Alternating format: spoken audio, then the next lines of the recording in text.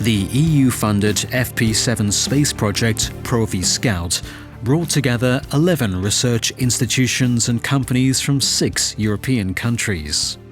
Over a period of 30 months, the project aimed to prototype the robotics vision building blocks that will be required by future autonomous exploration systems on Mars. The algorithms developed for onboard scientific target selection and autonomous navigation were tested in a field trial at the end of the project.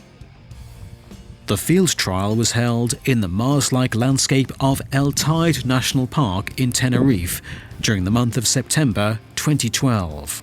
After 4 days of travelling through Europe and crossing the Atlantic Ocean by ferry, Idris arrived safely in Tenerife. The first few trial days were devoted to preparatory work. A wireless network was set up for communication between Idris and the control centre, which was located in the rover's van. A set of computer hardware components and vision sensors were mounted on Idris. These included a pan tilt unit equipped with 2 wide-angle cameras, a high-resolution camera and 2 hyperspectral cameras, one for near-infrared and one for visible light. The 2 wide-angle cameras on the pan-tilt unit were to capture stereo panoramas of the rover's environment that would be used for target detection and visual odometry. The same data would also be used to generate digital terrain models for path planning and rover navigation. The high-resolution camera and the hyperspectral cameras would be used to collect more detailed image data of anything detected as a potential region of interest. After some necessary sensor calibration, Idris was ready for action. Software components delivered by 4 different project partners were integrated to form the onboard processing system PRoViScout. Testing and modifying the individual components and their software interfaces took most of the trial time. Despite this testing activity, during the trial it was sometimes necessary to avoid hazardous situations by stopping the rover manually. To verify the navigated path and the generated 3D data of the work area, an overview digital terrain model with georeferenced coordinates was generated. To make this possible, more than 80 GPS-measured white landmarks were placed in the terrain, creating a photogrammetric network along the rover's planned route. Overlapping aerial images of the terrain and markers were then used to create a 3D reconstruction. The aerial images were captured by an aerobot, which is a small robotic platform suspended from a helium balloon and which is equipped with a downward-facing high-resolution camera.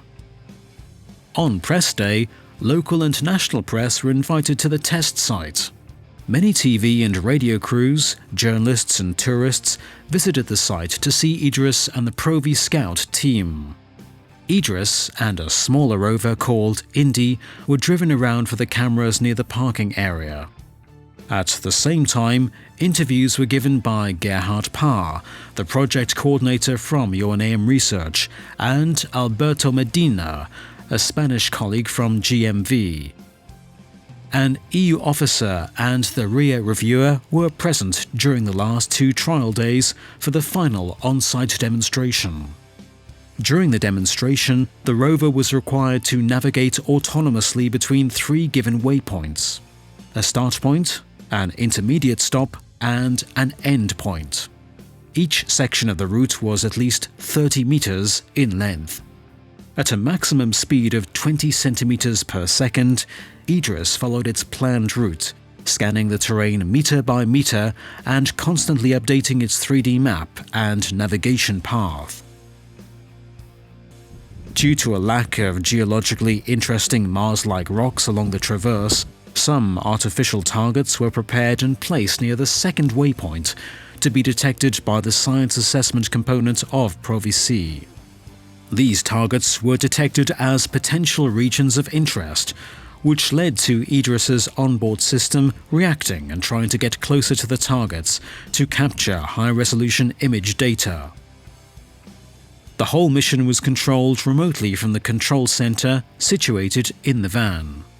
A real-time 3D visualization system enabled operators to monitor IDRIS and its behavior at the test site.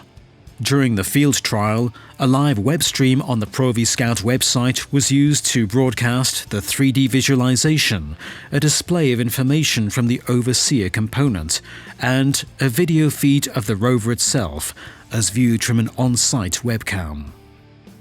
PRoViScout demonstrated the ability to combine the search for scientific targets with rover navigation.